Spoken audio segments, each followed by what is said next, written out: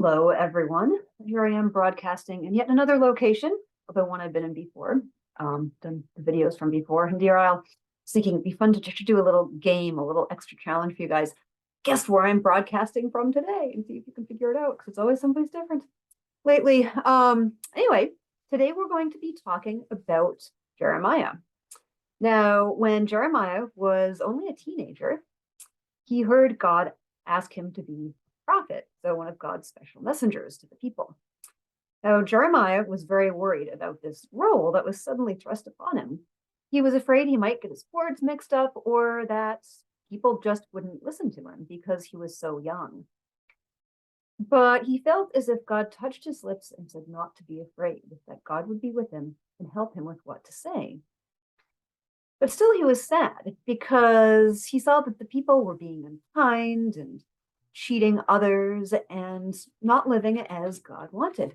Oh, and I have another visitor today. It's not Tess this time. This is Hattie, who is still young, so she may get a little, I might have to get rid of her, but we'll see how it goes. So a long time before Jeremiah was born, King Solomon had built a very beautiful temple in which the people could worship God. And the people were very proud of their temple. They said, look at its big wooden doors and its beautiful gold decorations. We have made such a beautiful house for God. But in spite of that, God was not happy with the people. They had made this beautiful place of worship, but they weren't listening to God or following God's way each day as they lived with their neighbors. They thought that when the building was built, that was all that had to be done. Oh, we built the church, we're good, we built the temple. They forgot that God was still building each of them all the time, shaping them into the people God wanted them to be. So this is where Jeremiah comes in. He had a message for these people. He said, our city and this beautiful temple are going to be destroyed by our enemies, he said. And then maybe we will see what God wants.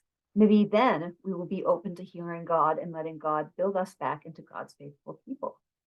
It was hard for Jeremiah to give this message to the people. And he was sad because they didn't listen to him. When the city was destroyed, everything will have to be built again. So we come to church each Sunday to hear stories from the Bible and to gather with each other so that we don't forget about God's way like the people of Jeremiah's time did. We welcome new people into our fold and we care for others in the community through the offerings we bring each Sunday. And so whether it's raising money for those in need or providing food, like in our food pantry that we have, for those who would have trouble providing food for themselves, or the Christmas gifts that we buy for kids each year whose families can't afford to buy their kids gifts. We reach out to others who are in need. And it's important to remember that church is not just the building, which the Seaside community has multiple buildings in which we worship, right? We've got Union Church, the parish hall that we go to in the winter, and we've got the beautiful chapel in Seal Harbor.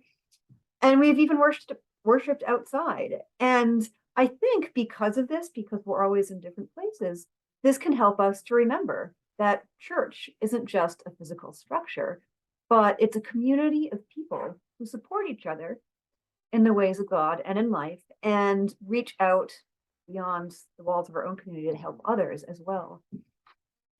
And everyone probably has a little bit of a different idea about exactly what the word church means. I think Hannah actually did a service on this theme once when we were worshiping outside a while back now.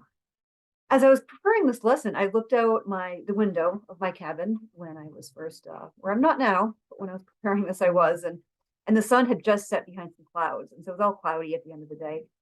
But then I looked up, and after the sun had set, the sky was all like fire with these orange and purple colors and making silhouettes out of the spruce trees and the light coming from the open sky over the marsh below. And my thought at the time was, you know what? This is church too for me, because the trees and the ocean and the critters that inhabit these places are also a part of the community. And I know I'm not the only one that feels that being out in these natural spaces can help me feel all more a part of God's creation.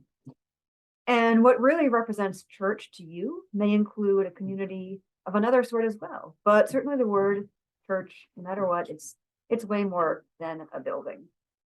So I have now the puppy and my dog are frolicking and hitting up against the bed where the computer is. So that's why it's all shaking. That's dogs playing.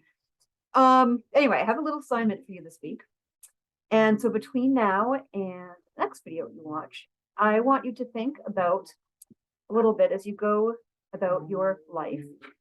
I want you to try and notice those little moments and encounters that you have in your life that make you feel connected to church, not the building, but the community that we talked about, and church in whatever way that you yourself. So until next time, take care.